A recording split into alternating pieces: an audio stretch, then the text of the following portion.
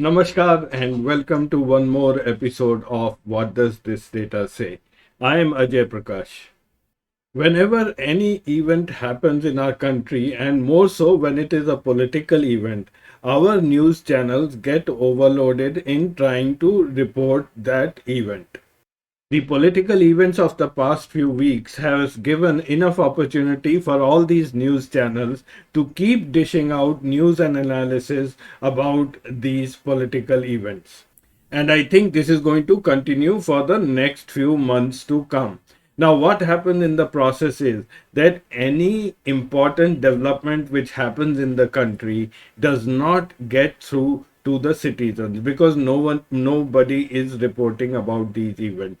At best, you might find a reference of it in some small obscure corner on an online news channel. Now, today I am going to talk of one such news which I think is important enough for all of you to know about. A few days ago, on 25th June, the Day of the Seafarer was celebrated around the world. This day is celebrated every year to pay tributes to the lakhs of people who work tirelessly on ships on high seas around the world to ensure that our goods reach us safely. A week before this, on June 19th, the Defense Ministry published a press brief through the Press Information Bureau about the Indian Navy operations in the Gulf. The note read that Indian Navy's stealth frigate INS Talwar has been deployed in the Gulf to protect India's maritime interest. It also further stated that the security situation in the Gulf region is deteriorating, and that's why India's presence in that area becomes more necessary. The Navy terms this operation as Operation Sankalp and has been sending warships in this region since 2019.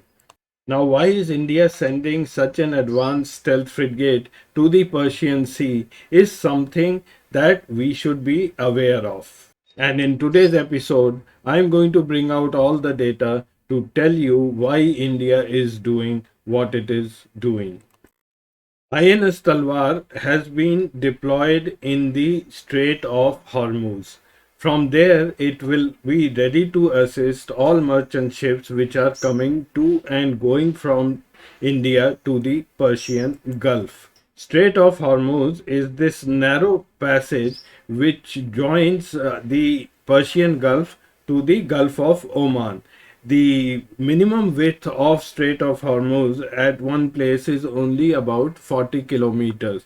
On the southern side of the strait falls the United Arab Republic, the area around Fujairah, while on the northern side there is Iran, the city of Bandar Abbas, which is a big naval base for the Iranian Navy. About 500 kilometers to the west lies Bahrain, which is the home of the Fifth Fleet of the US Navy. So the Gulf of Persia and the Gulf of Oman remain fully militarized zones. Many world navies operate in the Persian Gulf, and that is where INS Talwar is also set to operate. In this episode, I'm going to discuss about the dangers to the merchant ships which operate in the Persian Gulf. Now, whenever we talk of threats to merchant vessels at sea, the first thing which strikes our mind are the sea pirates, and in our region, the notorious Somali pirate. However, sea piracy worldwide is on a decline. From the peak in 2010 to about 450 incidents per year, it is now down to 132 incidents per year all over the world. And Somali pirates have all but vanished from the scene totally. Sea piracy has gone down primarily because of the effort of the world navies who have stepped up their vigil in the areas which were affected. Regarding the hotspots of sea piracy, the Ministry of Transportation, Government of United States has issued an advisory. the largest number of sea hijacking and piracy still happen in the Gulf of Guinea, which is the west coast of Africa, surrounding the nations of Ivory Coast, Ghana, and Nigeria. The Gulf of Guinea remains a busy shipping zone where the trade of entire West Africa happens through this region. The Nigerian crude oil tankers also pass through this region. The second region where the US has issued an security advisory is the area of Persian Gulf, Strait of Hormuz, Gulf of Oman, Arabian Sea, Gulf of Aden, and the seas surrounding these regions. You might be surprised to see the name of Persian Gulf figuring in this list of the government of United States, because normally one expects the Persian Gulf to be a safe region. Now, Somali pilots don't find it lucrative enough to operate in that region anymore. They have started to migrate either towards West Africa or towards the Persian Gulf. In fact, from India's point of view, the Somali pirates had hijacked only one ship in 2006, a small cargo dinghy. Now, this vessel was released by a US warship within about 6 days. The pirates were captured and taken to Kenya, where they were sentenced to a 7 year imprisonment. But at that time, also, India had sent its warships in the Somalian region to accompany the cargo ships that were coming towards India.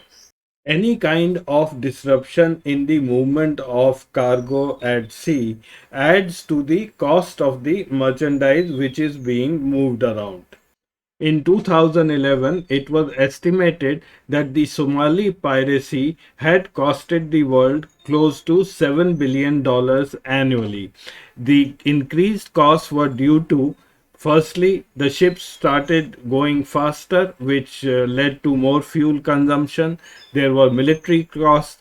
The ships started carrying security guards. At times they had to be rerouted. They started going close to the coast instead of the shortest route through high seas. Insurance increased. Then there were ransoms. Ransoms was a smaller part of the total expense. Prosecutions and counter piracy organizations all added up to the cost. The government had to spend an additional 20% as a cost of military and prosecution and imprisonment. Now, this cost had to be finally borne by the consumers like you and me, who started paying more for the same merchandise which landed on their shores. Now, due to the effective anti-piracy operations carried out globally, many things started happening post 2011. As I told you, the hijacking success rate fell drastically. Ransoms came down heavily. It was only a 2% of the total cost. But one thing of concern for India, which started happening, is that the piracy started expanding eastward, that is, towards the Persian Gulf. Now, not only did the pirates start moving eastward, there were a couple of geopolitical events which happened in this region which were detrimental to India's security interests. Now, before I go further, I will like to tell you how important the merchant navy is for our country. India imports about 85% of its oil. In 2019-2020, around 62% of India's oil came from the Gulf region. This was valued around $66 billion. Now, due to the prevailing security situation in the Persian Gulf, it is required to provide security to Indian flagged merchant vessels transiting through this region. And secondly, nearly 40% of India's GDP is made up from the export import component. Now, bulk of our export imports, that is about 99%, happens through the sea route. So we cannot but emphasize the importance of the merchant navy in the Indian economy. I will give you some more data about where India stands in the global trade in terms of the number of merchant ships we own and how many Indian staffs are working on the ships globally. As on January 2021, there were 53,973 merchant vessels registered in the world. The largest number of merchant ships are registered and owned under the Chinese flag, 7,318. The other countries who own the largest number of ships in the top 10 category are Greece, Japan, Singapore, Germany, Indonesia, Norway, US, Russia, and Hong Kong. These countries put together today own more than 60% of the global fleet. In terms of fleet ownership, India stands at the 18th position. Today, there are 1,491 ships registered in India. These small number of ships carry only about 1.3% of the global trade. I have picked up this data from the United Nations Trade and Development Council's website. Now let us see how many merchant navy staff are employed worldwide and what is India's share in that number. This data which I am showing you has been taken from the site of DG Shipping of India. Now in 2016 there were 1,43,940 merchant navy officers and men. That figure gradually went increasing. In fact, in 2017 there was a policy change after which substantial number of people started joining the merchant navy. The figure went to over 2 lakh and it kept increasing. But after 2019 there has been a steady decline in the number of people joining the merchant navy. Now, COVID is not the only reason because of this fall. As in this program, I will later tell you, there is another reason of why people are not joining the merchant navy. On a global scale, in 2016, India's share in the global manpower of merchant navy was 9%. In 2021, this went up to 11%. In officers, our share is 10%, while in ratings means the sailors and the men, it is 11%. One cargo ship typically carries anywhere between 22 to 25 men and officers. The Indian owned ships would be employing around 37,000 merchant navy staff.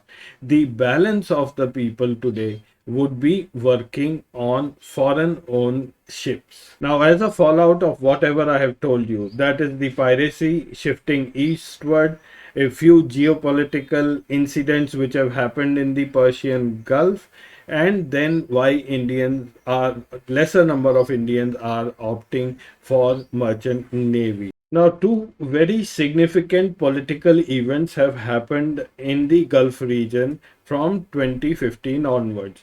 Firstly, in 2016, the United Nations imposed sanctions against Iran for pursuing their nuclear program clandestinely.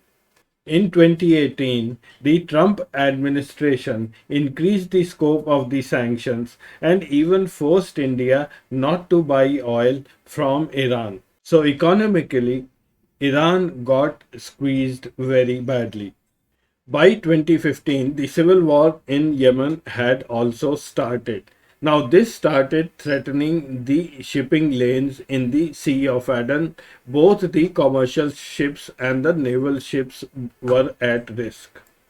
Now, in the Yemen civil war, fighting erupted between the Saudi-backed military and a terrorist group called the Houthis. Now, I call them a terrorist group because their slogan reads, "God is the greatest, death to America, death to Israel, cursed be the Jews, victory to Islam."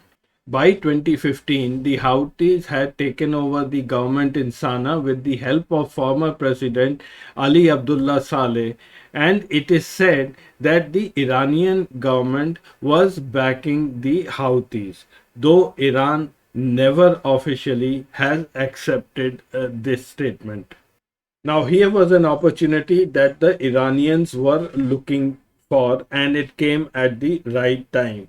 As a quid pro quo, the Houthis were willing to support the Iranians, and then there were these Somali pirates who were let loose floating around in that area who could be picked up at any time for a very low cost.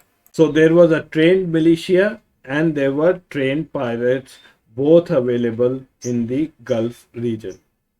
Here I am highlighting three incidents which have happened in the Persian Gulf region in the last couple of years. Now, these incidents have heightened the security risks for our country, as well as it has put at risk the lives of the Indian Merchant Navy people who are working on these ships. The first incident I want to mention is from January 2019 when the British Navy seized an Iranian tanker off the coast of Gibraltar. This was done on the suspicion that the ship had been heading to Syria in violation of the European Union sanctions. Now, in retaliation, Iran's Revolutionary Guard seized a British tanker, Stena Impero, near the Strait of Hormuz. Iran claimed that this British tanker had hit an Iranian fishing boat, but later on it was proven that no such incident ever happened. The Iranians took this tanker along with the crew and docked it in the port of Bandar Abbas. It took about 2 months for the British to negotiate the release of the crew, which was predominantly Indians. There were 13 or 14 people from India. And later, the tanker was also released back to Britain. It is not clear how much money exchanged hands. As a part of the global sanctions, South Korea had also imposed sanctions on Iran. In January 2019 again, the Iranian Revolutionary Guard seized a South Korean tanker this time and forced the ship to change course and travel to Bandar Abbas port. While Iran claimed that they detained the ship over pollution in the Strait of Hormuz, it appeared to link the seizure to negotiations over billions of dollars in Iranian assets in South Korean banks. Another very strange incident happened in the Persian Gulf in 2020. In July that year, a 264-meter long 78,000 ton ship by the name Gulf Sky was seized by the Iranians. This ship later disappeared from shipping tracking websites that monitor the maritime traffic. It is widely believed that the Iranian Revolutionary Guards forced the owners to sell this tanker at an unknown cost to Iran. Now it is believed that this ship runs without a name and is a ghost ship which is operating in the region carrying Iranian crude to countries that are favorable to receive the crude oil. The captain of this ship was an Indian, Captain Joginder Singh, and there was a sizable number of Indian men on board. The Iranians kept the crew with them for several months, but later released them after ill-treating them very badly. Captain Joginder Singh says that at first we thought that they were pirates, but later on we found out that they are professional soldiers. Now, one of the most recent incidences of seizing a cargo ship happened in January this year. The cargo ship going by the name of Rawabi and its crew was hijacked by the Iran-backed Houthi militia on January the 3rd.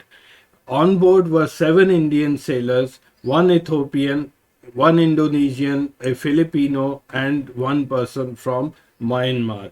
The crew was released after a period of 4 months, and the tanker is still in the custody of the Iranians.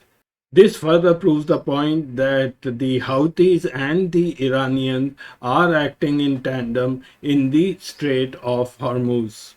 So, operating cargo ships in the Persian Gulf is becoming difficult by the day. It is not so much the piracy this time, but it is the government backed militia or the government guards themselves who are getting involved in these incidents. Today, the relationship between India and Iran remain quite good. So the Iranians are not attacking vessels which are inbound from India or going towards India. But you never know what will happen in the future. The threat is always there. And the last point is that Indian Merchant Navy staff are posted all over the world, but a fair bunch of them work on the Gulf India route because of various preferences. One is they know the routes, they know the languages, so many of the foreign carriers prefer Indian crews to operate in the Gulf region. Now, with the deteriorating security situation, lesser number of people have applied for this profession in the last 2 years. So, in addition to the effect of COVID when the recruitments went down, this is another factor why merchant navy is becoming a little unpopular these days. So I hope I have been able to give you a broader perspective of this issue. I'll see you again next week with some other interesting data. Till then, goodbye and namaskar.